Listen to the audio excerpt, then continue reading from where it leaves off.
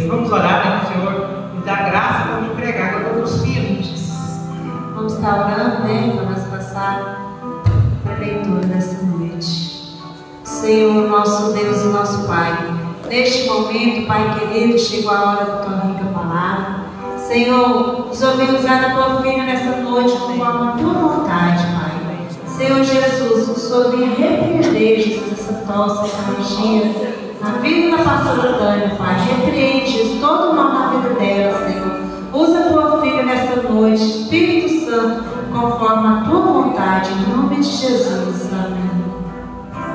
Pastora Tânia. Amados, eu gostaria que a gente fizesse também uma leitura igual a Lívia leu com vocês.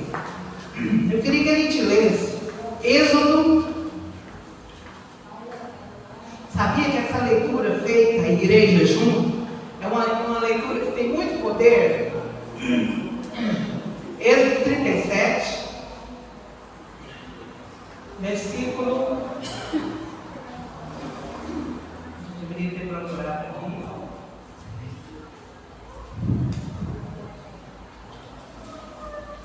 Êxodo 37.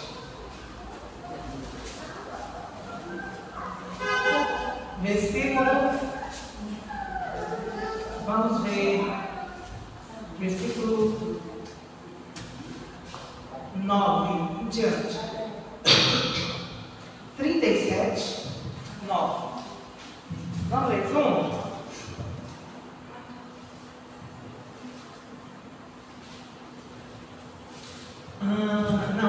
Vamos começar do número 1. Do 1. Então vamos ler, vem comigo, vamos. Eu leio e vocês acompanham, amém? Acompanhem aí. Fez também Bezaleel a arca de madeira, de cetim. O seu comprimento era de 2 côvados e meio, e a sua largura de 1 côvado e meio, e a sua altura de côvado e meio, e cobriu de ouro puro, por dentro e por fora, e fez-lhe uma coroa de ouro ao redor. Fundiu 4 argolas de ouro aos seus 4 cantos, num lado 2, no outro lado 2 argolas. Fez varais de madeira. Observação: os querubins é de ouro maciço, né? E por dentro e por fora da arca também, ouro maciço. Mas os varais era de madeira, mas coberto de quê? De ouro. Era da madeira de cetim e os cobriu de ouro. E meteu os varais pelas argolas aos lados da arca para levar a arca. Fez também de ouro puro o propiciatório. O seu comprimento era de 2 côvados e meio e a sua largura de 1 côvado e meio. Fez também 2 querubins de ouro de obra batida, os fez. As 2 extremidades do propiciatório, um querubim a uma extremidade desta banda e o outro querubim a outra extremidade, a outra banda, do mesmo propiciatório. Fez sair que os querubins das 2 extremidades dele, os querubins estendiam as asas por cima, cobrindo o propiciatório, e os seus rostos estavam de frente um do outro, e os rostos dos querubins estavam virados para o propiciatório. Olha aqui para mim. Não estava assim, nem assim, nem assim. Estava assim. Virados, olhando para o propiciatório. Né? Amém, só até aí. Há dias, irmãos, que eu estou com vontade de falar sobre a presença do Senhor. Olha, se é uma coisa que Deus ama, é estar na nossa companhia. Deus ama estar conosco. Aleluia. Mas a gente tem tantos afazeres que sobra às vezes só de noite para Jesus. É uma uma quinta, é uma terça, é um domingo, né? E ele sempre quis estar junto do ser humano. Qual prova que eu dou? Quando ele fez Adão e Eva, ele visitava Adão e Eva todo dia. Oh, mas que visita agradável! Todos os dias Deus ia visitar Adão e Eva, conversar com eles. O que será que eles conversavam, meu Deus? Que visita maravilhosa é a visita de Deus na nossa casa, né? E depois que passou a época de Adão e Eva, veio a nação de Israel cresceu, e essa nação, Deus queria manter contato com ela. Deus queria que o povo tivesse um sinal de que eles não estavam só. Veja bem, eles iam atravessar deserto, eles iam atravessar tantos perigos, e eles poderiam se sentir sozinhos. Então Deus queria dar um sinal para eles que Deus estava com eles, a presença dele conosco. Aleluia. Então Deus permitiu, né, e ordenou: olha, vocês vão fazer uma arca desse jeito que eu li aí, ó, os cômodos, medido direitinho. Gente, Deus é organizado, e Deus, ele gosta das coisas como a Bíblia sempre fala. Deus gosta das coisas arrumadinhas, organizadinhas, é verdade, né? Olha para vocês verem, mandou fazer tudo do jeito que ele desejava. E essa pessoa que Deus usou, preste bastante atenção, Bezaleel. Fala comigo esse nome, todo mundo. Bezaleel. Vamos falar de novo, cadê? Qual versículo? O número 1, fez também. Bezaleel. Será que tem Bíblia que fala Bezaleel? Eu acho que sim. Irmãos, esse homem, ele tinha o dom de fazer esculpir. Ele era um artista. E essa arte que ele tinha vinha, sabe da onde? Do alto. Ele era inspirado pelo Espírito Santo. Ele fez querubins, ele fez as maçãs que usaram lá no templo. O templo tem a mão de Bezaleel e tudo ali, o templo, né? E ele era, aquilo ali, irmão, era inspirado por Deus. Infelizmente, hoje em dia, tem artistas por aí que faz coisas, mas só que é em trânsito. Sabia disso? Nós não podemos comprar qualquer quadro para levar para a nossa casa. Eu orei um dia por uma criança que não dormia, nem de noite nem de dia. A menina estava com depressão, menininho de berço, nenenzinho. Aí me chamaram lá, eu fui para orar. Quando eu cheguei lá, que eu olhei o quadro, eu copiei todinha. Aí eu falei para aquela mãe: querida, se você quiser ver o seu filho e sabe onde que era o quadro, em cima do berço do neném. Em cima do berço do neném. Eu falei: querida, Jesus já não preciso mais nem de mais nada. Jesus já me revelou o que está acontecendo. Aquele quadro ali, o homem que fez ele, como que fala? Através de mediunidade. Não foi o cara que pintou, um espírito maligno apossou o corpo daquele homem e fez essa pintura aí. Ah, que maligno, fala que nem pessoa que eu estou te falando. Você topa tirar dali? Topa. Tirou. Falei: você vai queimar, eu vou embora, você não vai guardar nem na dispensa, lugar nenhum, você queima. Não, eu vou queimar. Irmãos, essa menina, ela deu frutos, ela converteu o evangelho, ela xingava os crentes daquele nome feio, ela xingava. Hoje ela é uma serva de Deus. Eu estou falando da Esterlene, a Esterlene do alemão. Jesus fez essa obra. Hoje ela é serva de Deus. Encontrei com ela num culto, falei assim: me belisca para me ver se isso é verdade. Ela levantou as mãos, glorificando a Deus, me belisca. Ela falou: não, você não está sonhando, não, você é Jesus. Eu sou serva de Deus, né? Então, irmãos, aquela criança foi liberta. Nunca mais aquela criança sentiu insônia. Aliás, eu estou precisando de reencontrá-lo para orar de novo para ele. Deus tem algo a realizar, uma libertação através de mim. Ore por mim para mim sair do meu comodismo e ir lá atrás dessas vidas, né? Então, amados, assim como Bezalel tinha o dom de Deus, existe muitos por aí que tem o dom. Irmãos, o inimigo é tão sagaz que tem gente que quando o demônio apodera dele, eles falam 4 línguas. Fala inglês, português, sabe? Aí quando o demônio sai, não sabe falar nada. Sabia disso? Isso é maligno. Por isso que o servo de Deus tem que ter uma palavrinha dentro de si que chama discernimento, para discernir os espíritos, para não ser enganado, tá? E quando você for comprar algo, muito cuidado.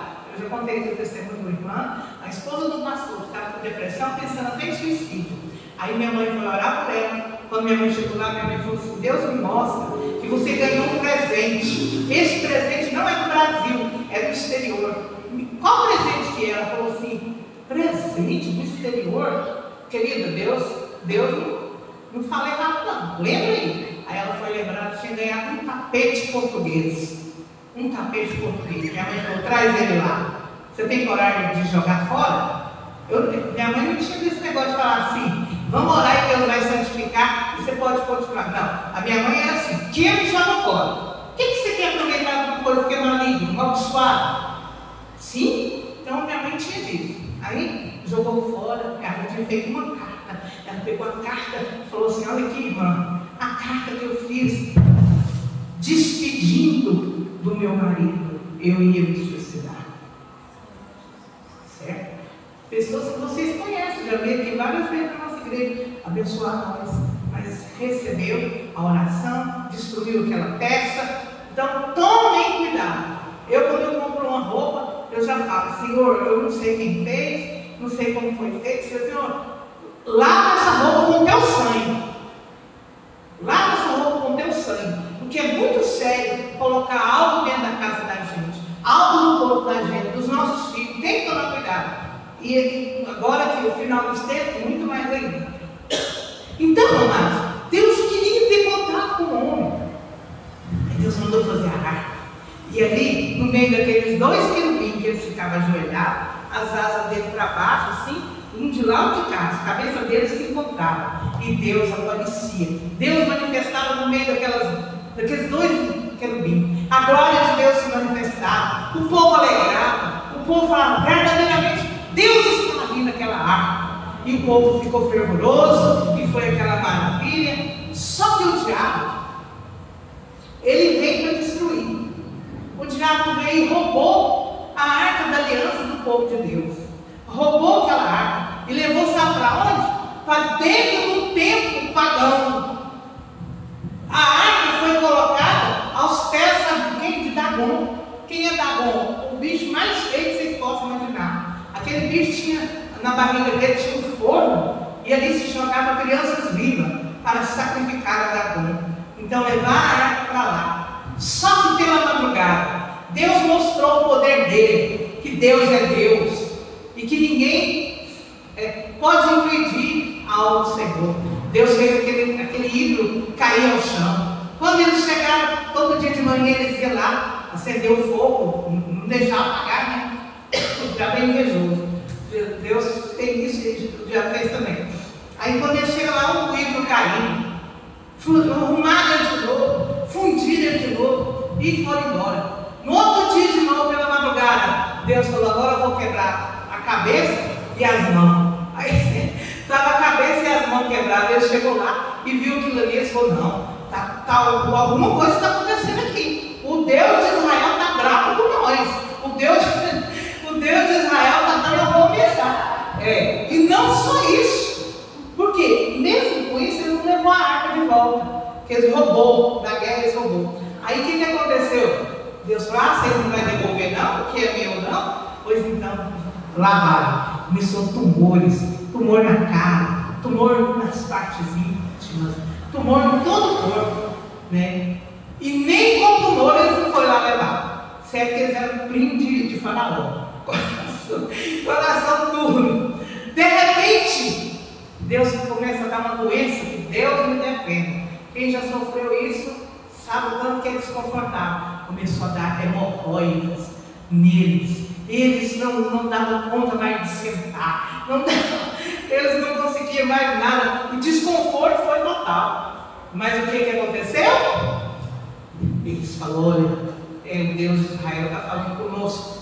Vamos pegar, irmão, da parte linda é essa. Vamos arrumar um carro novo, pegar duas, vamos fazer uma prova com Deus.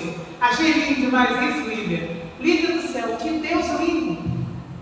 Eles falaram assim: olha, nós vamos pegar duas vacas que acabou de ganhar o bezerro, que está, como diz o outro, parida. Nós vamos pegar duas vacas e vamos colocar, elas que vai levar essa água. Mas vamos fazer o seguinte: vamos fazer uma prova com esse Deus de Israel primeiro. Se que diz que vaca parida, quem já viu isso, levanta a mão. Diz que vaca parida não abandona o bezerro antes da hora de jeito nenhum. Quem já viu isso? Levanta a mão. Diz que ela chora e o bezerro também chora. Então fica a mãe e o bezerro chorando. Já viu isso, cara? Já viu alguma vaca desmamando? Que separa uma vaca do bezerrinho da mamãe. Aí resultado, amados, a vaca sentou de boa. A vaca não berrou e nem o bezerrinho não berrou. Aí eles entenderam: ó, Deus está falando com nós aqui, o Deus de Israel está falando que é para nós devolver a arca. Ele pegou as vacas, colocou lá no carro e levou, né? E por incrível que pareça, gente, isso aqui é muito forte. As vacas não tem GPS, não tinha GPS, as vacas não sabiam o caminho, porque nunca foi em Israel, nunca foi em Bet-Semes, nunca as vacas tinham. Elas eram do povo filisteu. Sabe o que aconteceu? Puseram as vacas no carro e as vacas, ó, foi certinho, parecendo que elas tinham GPS, e foi certinho e parou lá em Bet-Semes. Irmãos, quem pode glorificar o nome do Senhor sobre isso? Duas vacas paridas, abandonou os bezerros e foi e parou na casa de Abinadab. Ela ficou 20 anos na casa de Abinadab e não aconteceu nada lá, nem maldição e nem bênção. O que isso significa? O crente que fica 20, 30 anos dentro da igreja e não cresce um quintal, não tem testemunho para dar. Aquele crente assim, ó, seco. A palavra está falada, ele não dá glória a Deus, ele não levanta a mão, ele não faz nada, ele é seco, ele é estéril. Significa, né? Aí tiraram a arca da casa de Bet-Edom, não, de Abinadab, e levaram para Edom. Especialista, é tanto nome. Eu só sei te dizer que na casa, não é isso que eu quero falar, não. Bet-Edom, tá certo. Levaram ela para lá, desde o dia que ela chegou, até o dia que Davi foi lá pegar ela de volta, o homem ricou. O homem prosperou, o homem foi abençoado e ficou bem menos tempo do que na casa do outro, do primeiro. Ficou menos tempo. E aí Davi falou assim: nossa, eu quero a arca lá em Jerusalém. Esse homem, eu conheço a vida dele. Ele não tinha estande de gado, ele não tinha estande de coisa. Isso aqui eu estou parafraseando. Eu conheço a vida dele. Foi só a arca chegar na casa dele, ele está próspero, abençoado. Aí Davi juntou tanta gente e foi atrás da arca. Só que tudo é no tempo de Deus. E tem que a pessoa estar no plano de Deus, porque senão não sente a presença de Deus. Eles foram para pegar a arca e na estrada os bois trupicou. Por que os bois trupicou? Porque não era ordem de Deus pôr a arca em cima de carro nenhum. A arca tinha que ser colocada onde? Quem sabe? Quem sabe? Levanta a mão e fala. Ninguém sabe? Sabe aqueles varal que nós lemos que eram dois? Eles eram de madeira e coberto de ouro. Tinha duas argolas de um lado e do outro. para ser o quê? Vem cá, Lídia. Você tem que ir embora. Peraí, só mais uma vez. Segura aqui, Lídia, assim, ó. A arca tinha que ser carregada por 4 homens. Vem de cá, não está te olhando, não. 4 sacerdotes, sumos sacerdotes. Não era de qualquer jeito. Não é. Irmãos, tinha que ser assim. Não, quem mandou? Quem mandou? Deus. E eles pegou? Não. Eles pegaram, foi fazer um carro e pôs a arca e provavelmente a ira de Deus se levantou e quando as vacas tropeçaram, os aros estavam por pé. O que ele fez? Segurou para não cair. E o que aconteceu com ele? Morreu na hora. Sabe o que Deus está falando? Deus não precisa de ajuda para salvar seu marido. Deus não precisa de ajuda para encher essa igreja. Aqueles 2 filhos de Arão, né? Que eles obedeceram, que eles entrou lá. Nadab e Abiú. Ela, né? Porque eles entrou lá sem a permissão, né? O que aconteceu? Morreu. Teve irmãos, quando morria. Não, isso aí está mostrando que a obra de Deus não pode ser de qualquer maneira. Irmãos, está aparecendo muito tipo de igreja. Igrejas que estão mudas. Eles ainda falam assim: a nossa igreja é diferente. Nós somos modernos. Nós estamos fazendo tudo novo. Capaz que muda até a Bíblia, né? Porque existem umas por aí que já mudou a Bíblia. Já mudou. Irmãos, evangelho é renúncia. Não é fácil servir Jesus. Evangelho é renúncia. A gente não serve a Deus no oba-oba, não. Ah, pode vir. Você não gosta de mulher, não gosta de homem? Pode vir achar do jeito que você é. Você fica à vontade. Não. Ninguém fica à vontade. Nós temos que renunciar. O versículo que combina com essa arca segurada assim por 4 sacerdotes é aquele que Jesus disse assim: ó, quem quer ser meu discípulo, negue-se a si mesmo, tome a sua cruz e siga. O negócio é no ombro, é tete a tete. Não pode ser de qualquer jeito. Olha, irmãos, olha o que Davi fez. Eu vou terminar aí.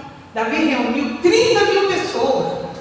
30 mil pessoas na igreja. Você já pensou você dirigir um culto com 30 mil pessoas? Lá tinha, ó, músicos, lá tinha levitas, viu, Sandra?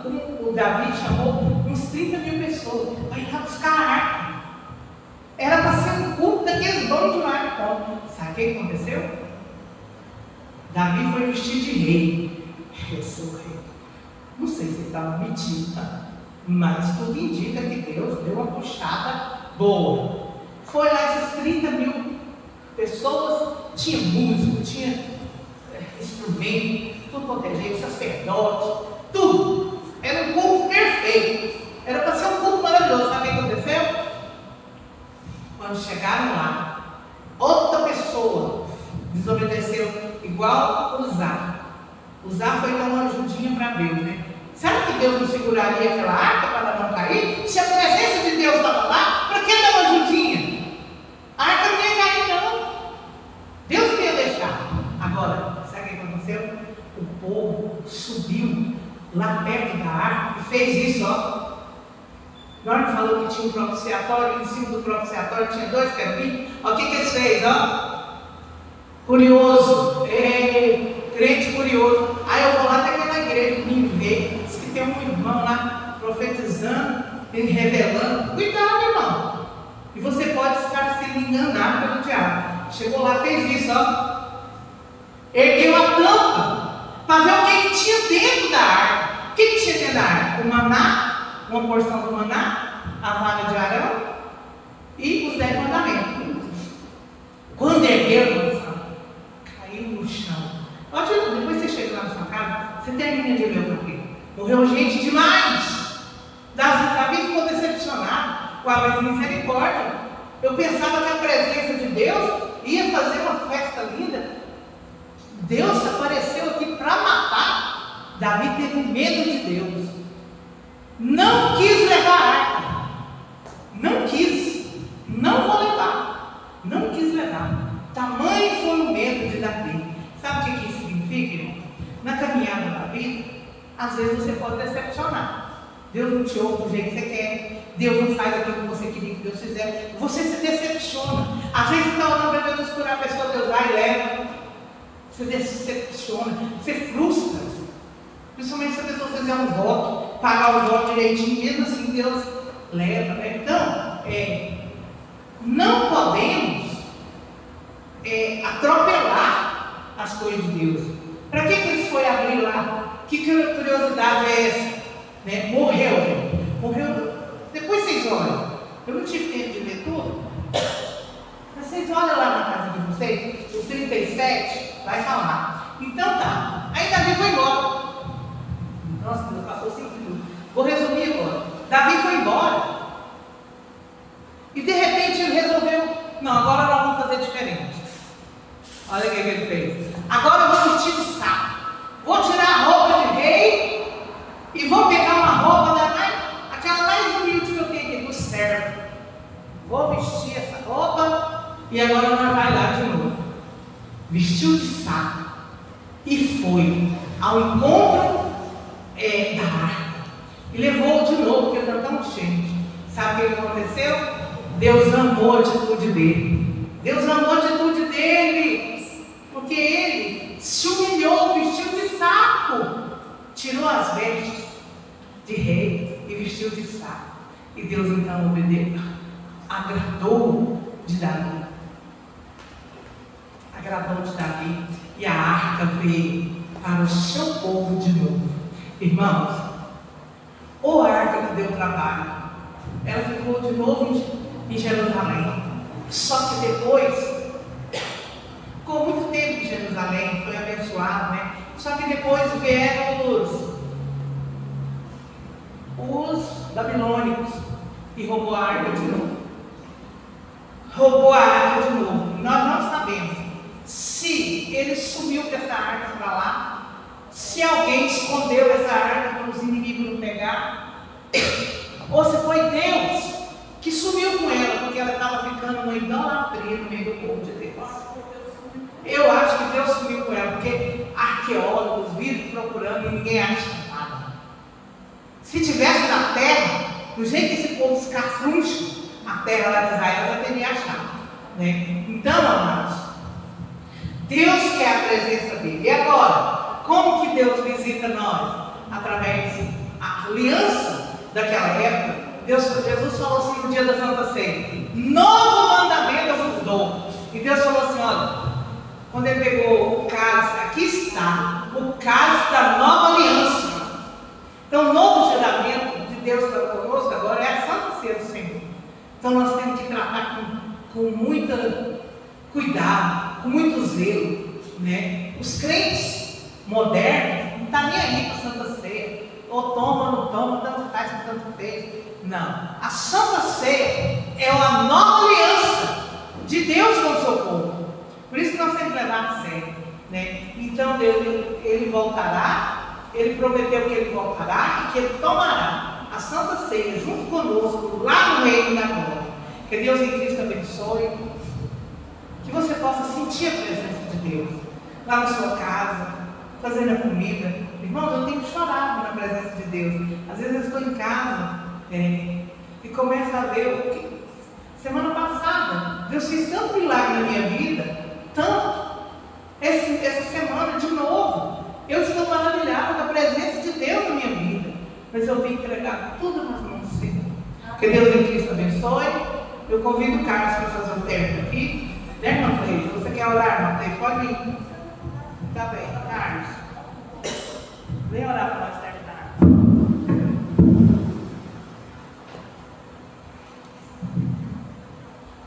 O tempo é muito pouco. Aleluia.